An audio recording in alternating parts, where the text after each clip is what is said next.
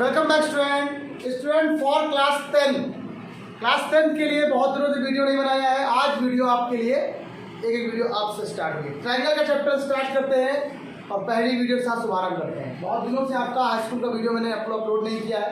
अब आपके पास high school की वीडियो भी आपके पास आने वाली है। बहुत सारे चैप्टर पढ़ा के अपलोड कर दिए, तो कुछ बच्चों ने कहा सर इसके भी चैप्टर स्टार्ट कर दिए। तो ट्रायंगल से स्टार्ट करते हैं, आपको पढ़ाना शुरू करते हैं। तो ट्रायंगल क्या है, आपने मुझे क्लास 10 में ट्रायंगल पढ़ा होगा और सॉरी क्लास 9 में, और क्लास 10 में थोड़ा अलग है। अगर एनसीईआरटी की बात किया जाए तो एनसीईआरटी के पैटर्न के हिसाब से चलें तो यहाँ पर जो आपको पढ़ना है ट्रायंगल वो थोड़ा अलग है। थोड़ा अलग का मतलब यहाँ पर सिर्फ इतना ही है कि यहाँ पर आप लोग को ट्रायंगल में जो पढ़ना है वो यहाँ पर कॉन्ग्रुएंसी नहीं पढ़नी है, तो सिमिलरिटी यहाँ पर पढ़नी है। तो ट्रायंगल की बात किया जाए, त्रिभुज की बात किया जाए तो त्रिभुज में यहाँ पे आप लोग को कुछ और चीज़ें पढ़नी है। थोड़ा सा रिकॉर्ड कराता हूँ, पिछला आपने क्या पढ़ा था क्लास 9 में, वहाँ पे आपने कॉन्ग्रुएंसी पढ़ी थी, कॉन्ग्रुएंसी ऑफ ट्रायंगल। अगर थोड़ा याद हो, थोड़ी सी याद करा दूँ आप लोग को, बिल्कुल सेम चीज़ होगी। तो कॉन्ग्रुएंसी ऑफ ट्रायंगल मतलब होता है सर्वांगसम ऑफ त्रिभुज। सर्वांगसम क्या होता है, सर्वांगसम के बारे में बताते हैं। त्रिभुज का सर्वांगसमता क्या होता है, सर्वांगसमता क्या होती है बताते हैं। मैंने आपको बताया था लास्ट टाइम पे, या आप लोगों ने पढ़ा होगा, तो आपने पढ़ा था कोई दो ट्रायंगल ऐसे हो बिल्कुल सेम इक्वल हो। अगर मैं थोड़ा सा डिफरेंस बताऊं दोनों में, ये देखिए, जब कोई चीज़ सेम टू सेम दिखाई देती है, बिल्कुल सेम, कोई बदलता नहीं, शेप नहीं बदलता है, तो ऐसे ट्रायंगल या ऐसे शेप को हम लोग कॉन्ग्रुएंट शेप कहते हैं। कॉन्ग्रुएंट या उनको समरूप या सर्वांगसम कहते हैं। क्या कहते हैं? जो बिल्कुल सेम होते हैं, मतलब जो बराबर भी हो, इनको ऐसे बुलाया जाता है, इसको सर्वांगसम कहा जाता है। इक्वल मतलब अगर फॉर एग्जाम्पल आप ले हो, तो अगर आप कहते हो मेरा भाई मेरे साथ कैसा है, या जुड़वा भाई कैसा है, जुड़वा भाई बिल्कुल इक्वल होता है, उसको सर्वांगसम कहेंगे, कॉन्ग्रुएंट कहेंगे। लेकिन अगर बात करें सिर्फ भाई कैसा है तो उसको सिमिलर कहेंगे। आपको जो हाई स्कूल में पढ़ना है वो सिमिलरिटी के बारे में पढ़ना है। यहाँ पर ये आपने 9th में पढ़ा था कॉन्ग्रुएंट वाला, कॉन्ग्रुएंसी वाला आपने 9th में पढ़ा था। यहाँ पे आपको जो सिमिलरिटी पढ़नी है। सिमिलर मतलब क्या होता है, ट्रायंगल सिमिलर हो जाए। अगर ये ट्रायंगल तो ये भी ट्रायंगल बने, लेकिन अब शेप में डिफरेंस हो जाएगा। ये क्या है, सभी सेम है सब कुछ, मतलब ये कहता है साइड साइड, दूसरी साइड, तीसरी साइड, मतलब यहाँ पर क्या बोलता है कंडीशन, एस कहता है, भुजा कहता है। अगला क्या बोलता है, कहता है कि एस कहता है, भुजा कहता है। अगला नंबर क्या बोलता है, कहता है ए कहता है। अगर ये सब कंडीशनें हो जाती है तो आप लोग कहते हो दो ट्रायंगल आपस में कॉन्ग्रुएंट हो जाते हैं। कैसे हो जाते हैं? अब ये कॉन्ग्रुएंट की यहाँ पर बात कर रहा है, तो इसलिए मैंने कॉन्ग्रुएंट को आपको थोड़ा बहुत समझा दिया कि triangle ABC congruent triangle PQR किसकी बात कर रहे हैं। हम आपको यहीं से समझाने वाले हैं, इसी टॉपिक से दूसरे टॉपिक में आएंगे हाई स्कूल में। ये था 9th, आपको पता है ना इसका मतलब क्या होता है, भुजा सर्वांगसमता, भुजा कोण कोण, इनको बोला जाता है। हम इसी के बारे में थोड़ा सा समझाएंगे आपको, चलिए समझाना शुरू करते हैं। अच्छा, और कॉन्ग्रुएंसी ऑफ ट्रायंगल की बात यहाँ छोड़ दिया जाए तो अब आपको पढ़ना है, जो आपको हाई स्कूल में पढ़ना वो ये होता है, similarity of triangle. Similarity of triangle की बात यहाँ पे। तो सिमिलरिटी ऑफ ट्रायंगल हमें कैसे पढ़ना है यहाँ पे समझाना है मुझे। तो सिमिलरिटी ऑफ ट्रायंगल मतलब होता है त्रिभुज की समरूपता। त्रिभुज की समरूपता की बात करने वाले हैं। समरूप त्रिभुज क्या होता है इसके बारे में हम लोग यहाँ पर डिस्कशन करने वाले हैं। समरूपता क्या होती है तो ये बताओ। तो पहले तो थोड़ा सा फिगर समझाएं, आपको समझ में आएगा। जैसे मान लीजिए एक लाइन ये लिखी हुई है, ठीक। अगर इस लाइन को जस्ट इसके लाइन के बराबर लिख दिया जाए तो आप ये दोनों लाइनें कैसी बिल्कुल इक्वल है, ऐसे को बोलेंगे कॉन्ग्रुएंसी। क्या कहेंगे? ठीक है, अगर एक चीज लाइन ऐसे लिखी जाए, ऐसे, अब बताओ कैसे, ये भी एक लाइन है, ये भी एक लाइन है, लेकिन दोनों आपस में अलग अलग है। ऐसे एंगल को क्या बोलते हैं, ऐसे शेप को बोलते हैं सिमिलर। क्या बोलते हैं बेटा? फिनोमेना सिमिलरिटी कहलाता है, COD। जैसे मान लो कि आपने कहा मैंने ये एक सर्कल है और फिर हमने कहा ये भी एक सर्कल, ये दोनों आपस में कैसे हैं, सिमिलर है। कैसे हैं? सिमिलर का सिंबल ये होता है, सिर्फ इतना। कॉन्ग्रुएंसी का सिंबल क्या होता है, इक्वल के ऊपर ऐसा बना देना, ऐसा, ये एस, जैसे एस होता है इसको टेढ़ा कर दो, थोड़ा खींच दो ऐसे, ठीक है, बिल्कुल वैसे ही। इसको बोलते हैं सिमिलर, ये होता है सिमिलर। जैसे मान लिया एक ट्रायंगल ये बनाओ, एक ट्रायंगल ये है और एक ट्रायंगल आपके पास ये है, ये दोनों ट्रायंगल आपस में कैसे सिमिलर ट्रायंगल। अगर मैं आपसे बताऊँ कोई रेक्टेंगल की बात करता हूँ, तो रेक्टेंगल देखो ये बना हुआ, ये रेक्टेंगल आपका ये बना हुआ, ये दोनों आपस में कैसे हैं सिमिलर है, दोनों आपस में कैसे सिमिलर है। अगर ये सब बराबर हो जाएंगे, शेप चेंज हो जाए तो सर्वांगसम बनेगा। ये चेंज है तो सर्वांगसम, शेप चेंज हो जाएंगे तो ये बन जाएगा, शेप रहेंगे तो अलग हो जाएगा। अरे ये तो रियल लाइफ से रिलेटेड कुछ सब बता दिया। शेप में से शेप एक सिस्टम में रखते हैं, मैथ का है तो मैथ में फॉर्मूले चलते हैं। मतलब यहाँ पर चीज़ें क्या होती है, अगर ये एंगल 60 तो ये भी एंगल 60 होगा, बस फर्क इतना है कि छोटा एंगल बनेगा, ये बड़ा बनेगा। है तो 60 ना एंगल, लेकिन 60 होगा, एंगल एक भी चेंज नहीं आना। एंगल कैसे बनेगा आपके पास, 60 ही एंगल बनेगा और कुछ नहीं, ठीक। एंगल आपका 60 बनेगा, आपको उस पर थोड़ा ध्यान रखेंगे लोग क्वेश्चन पे, क्या कैसे होना है बताते हैं आप लोग। अच्छा ये भी 60 हो गया, ये भी कितना हो गया 60 हो गया, ये 90 तो ये भी 90 जाएगा। तो जब शेप चेंज हो जाते हैं तो ऐसे ट्रायंगल को क्या बोलते हैं, सिमिलरिटी बोलते हैं। तो सर सिमिलरिटी में कुछ ऐसा ही क्राइटेरिया बना होगा, तो कुछ रूल होगा। हाँ रूल है, तो सिमिलरिटी के कुछ क्राइटेरिया होते हैं, कुछ रूल होते हैं। नंबर वन रूल क्या होता है, मान लीजिए कोई दो ट्रायंगल आपको दिए हैं, मान लीजिए ट्रायंगल ये लिखा हुआ और एक ट्रायंगल ये लिखा, ऐसे ले लिया एग्जाम्पल का, A B C P Q R। अगर दो ट्रायंगल सिमिलर होने तो इनकी बस एक ही कंडीशन है, बहुत सब एक ही है, एक से सब बताएंगे। ये एंगल इस एंगल के इक्वल हो जाए, angle A equal to angle P, second angle इस एंगल के इक्वल हो जाए, angle B equal to angle Q। किसी भी ट्रायंगल के दो एंगल आपस में इक्वल हो जाए, दो angle, third angle automatic equal हो जाता है। क्या हो जाता है बेटा, तीसरा एंगल ऑटोमेटिक इक्वल हो जाता है। मैंने क्या बोला, फिर मैं रिपीट कर रहा हूँ, ये देखिए एंगल से एंगल के बराबर है, ये एंगल से एंगल के बराबर है, तीसरा एंगल ऑटोमेटिक इक्वल हो जाएगा। तो जब अगर दो एंगल की बात करते हैं तो उसको बोलते हैं एंगल इंटू एंगल सिमिलरिटी, समरूपता। क्या बोलते हैं, समरूपता, सिमिलरिटी बोलते हैं। और दो एंगल इक्वल, तीसरा एंगल ऑटोमेटिक इक्वल हो जाता है। So angle C equal to angle R हो जाता है, अपने आप इक्वल हो जाता है। तो ऐसे ट्रायंगल, ऐसी कंडीशन में जब तीनों इक्वल हो जाते हैं, ये तो पहली कंडीशन हो गई। और जब तीनों इक्वल हो जाते हैं तो दूसरे वाले को क्या बोलते हैं हम लोग, ए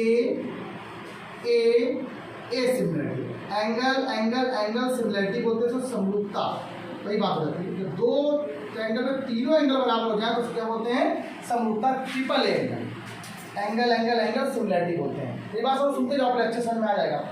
अगर दो ट्रायंगल आपस में सिमिलर हो गए तो सिमिलर होने की कंडीशन मैंने क्या बताई है आपको, मैंने ये बताई है कि इन दो एंगल आपस में बराबर होने चाहिए, वही दो एंगल क्या होंगे, बराबर होंगे। और अगर ये दो एंगल इक्वल हो गए, तो ये आपस में ट्रायंगल कैसे हो जाते हैं, सिमिलर हो जाते हैं। क्या होते हैं, ABC सिमिलर ट्रायंगल PQR, क्या बन गया, PQR। और अगर ये ट्रायंगल आपस में इक्वल है तो इनके जस्ट अपोजिट साइड का रेशियो भी बराबर होता है। ये बताना मुझे, अगर ये एंगल इस एंगल के इक्वल हो गया, ये एंगल इस एंगल के इक्वल हो गया और ये एंगल इस एंगल के इक्वल हो गया है, तो इसके अपोजिट साइड का रेशियो भी क्या होता है, बराबर होता है। अपोजिट साइड का रेशियो कौन सा, इसके जस्ट सामने साइड कौन सी बेटा, दो एंगल आपस में ट्रायंगल हो गए, देन इसके जस्ट सामने साइड कौन सी है, इसके जस्ट सामने वाली साइड कौन सी है, इसके जस्ट सामने साइड कौन सी है, BC। ये किसके इक्वल था, इसके इक्वल था, इसके जस्ट सामने साइड कौन सी है, QR। BC अपॉन क्या हो गया, बराबर, इसके जस्ट सामने साइड कौन सी है, AC। ये किसके इक्वल है, इसके इक्वल है, क्या आ गया, PR इक्वल टू, इसके जस्ट सामने साइड कौन सी इक्वल है, AB अपॉन में क्या आ गया बेटा, PQ आ गया। कोई दिक्कत तो नहीं है। तो अगर कभी भी दो ट्रायंगल आपस में सिमिलर हो जाए, दो ट्रायंगल आपस में क्या हो जाए, सिमिलर कब होते हैं, जब उनके तीनों एंगल बराबर हो जाए या उनके अपोजिट साइड का रेशियो बराबर हो जाए। सिंपल सी बात है, अगर अपोजिट साइड का रेशियो बराबर हो गया तो भी हम सिमिलरिटी बोल देंगे, और अगर एंगल बराबर हो गए तो भी हम क्या कह देंगे, दो आपस में क्या है। अब इसमें एक चीज़ और समझाते हैं सर, कभी कभी ऐसा होता है कि सिर्फ एक ही एंगल बराबर होता है। सिर्फ क्या होता है, एक एंगल बराबर होता है और दो अपोजिट साइड के रेशियो बराबर हो जाते हैं। इनको पहले राइट डाउन करो तो फिर हमें यहाँ पर 1 by 1 सब बता दें आपको। चलिए करो फटाक से। हाँ तो सुनो, अगर दो ट्रायंगल सिमिलर होते हैं तो कैसे? Two triangle are said to be similar to each other if पहले they are corresponding angles are equal. मेरी बात सुनो, इसीलिए मैं हिंदी में लिखाऊंगा आराम से। क्या बोलते हैं? संगत कोण बराबर होते हैं। संगत कोण क्या होते हैं? बराबर होते हैं। अभी संगत का मतलब ये नहीं संगत कोण, सभी जितने एंगल तो वो आपस में बराबर, संगत कोण बराबर होते हैं, बराबर होते हैं।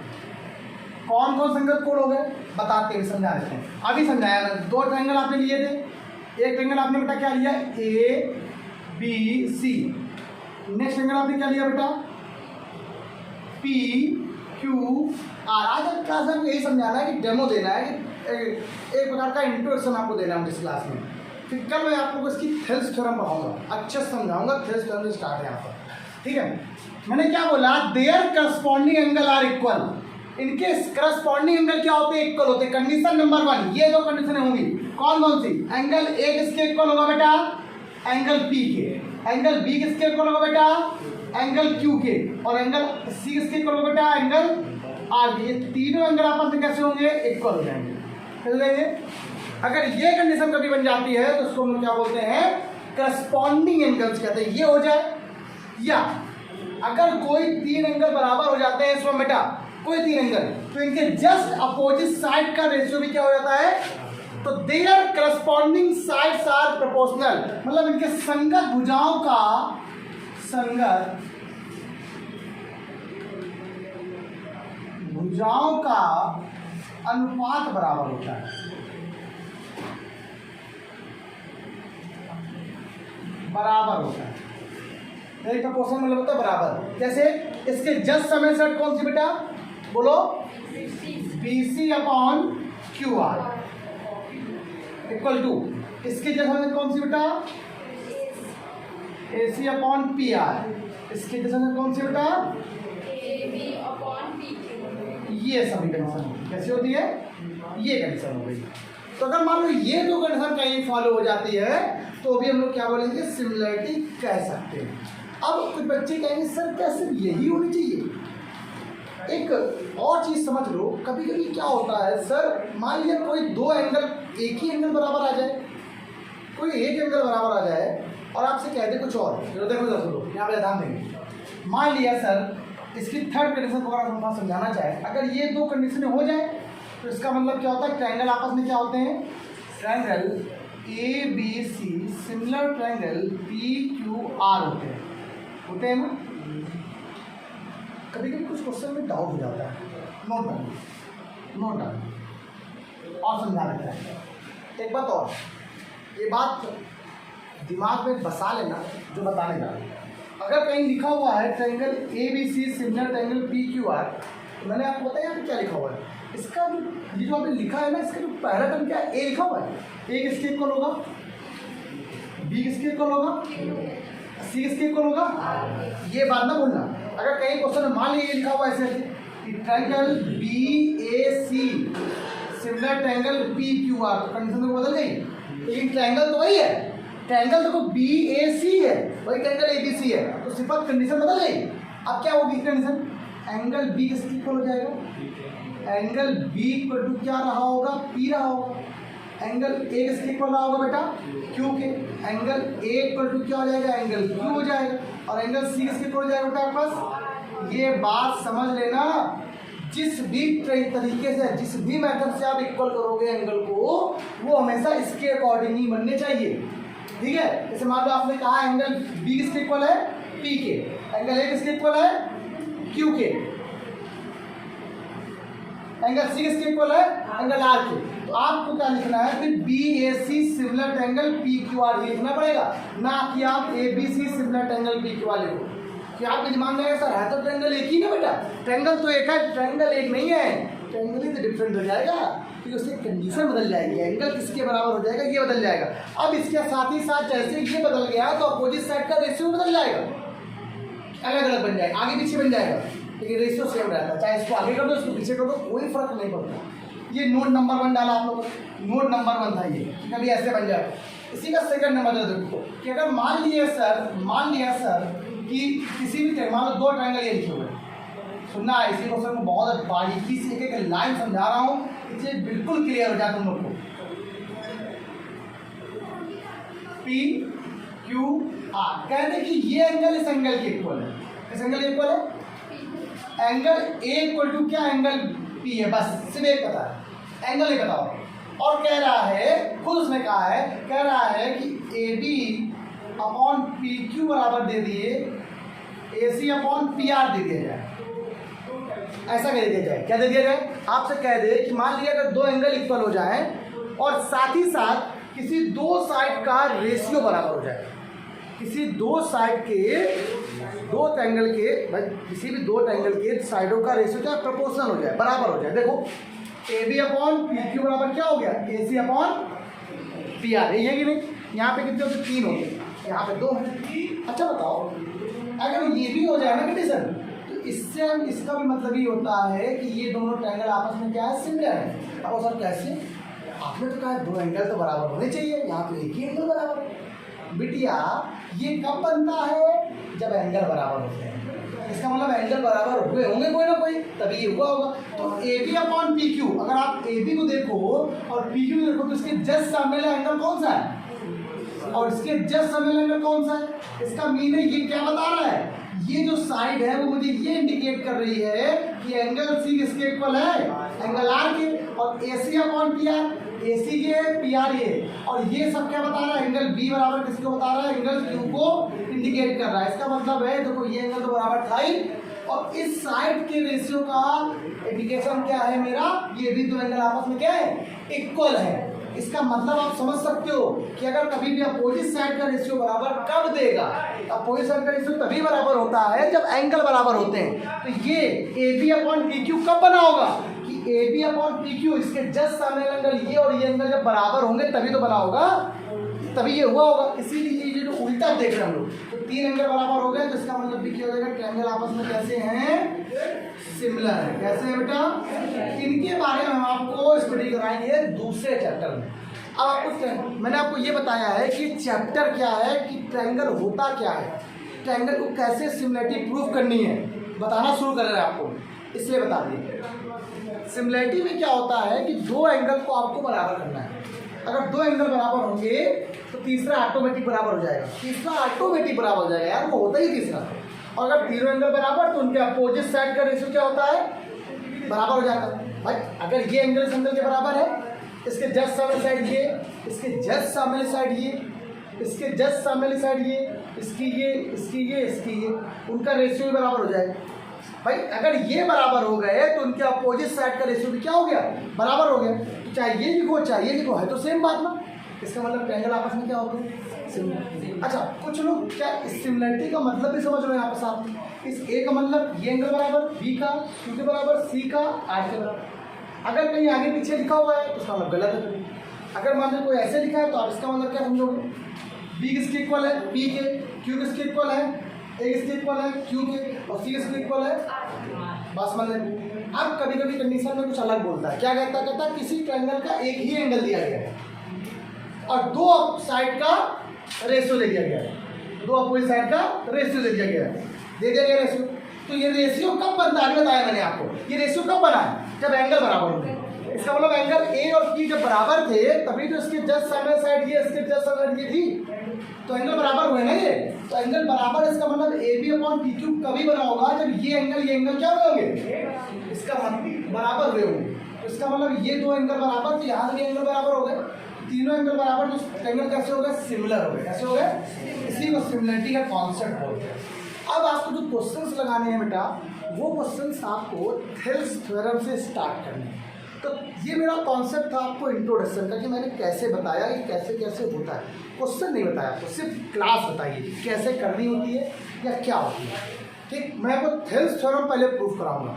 पहले थेल्स थ्योरम बहुत लंबी थ्योरम है, थेल्स थ्योरम, ठीक, और मैं पढ़ाऊँ इसलिए भी थ्योरम है, और एग्जाम में हमेशा थ्योरम पूछी जाती है, बहुत सालों से नहीं आ रही, मेरे हिसाब से थेल्स थ्योरम आएंगे, और थेल्स थ्योरम में बिना कुछ भी नहीं आएगा। और पूरे क्वेश्चन पूरी एक्सरसाइज थेल्स थ्योरम पे ही डिपेंड है, पहली दूसरी एक्सरसाइज है।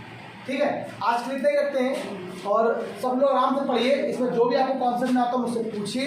ये मेरा इंट्रोडक्शन क्लास थी, मैंने सिर्फ आपको ये बताया कि सिमिलरिटी क्या होती है, कोई दो ट्रायंगल सिमिलर कैसे होते हैं, ऐसे होते हैं, या सिमिलर होते हैं तो इसमें क्या क्या कंडीशनें होती हैं, इससे ज़्यादा नहीं होता है।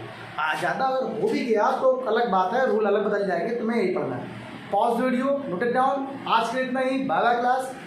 सबसे रिक्वेस्ट है कि लाइक शेयर सब्सक्राइब जरूर करो, बहुत मेहनत लगती है और मैं चाहता हूँ बस पढ़ते रहो, कीप प्रैक्टिस।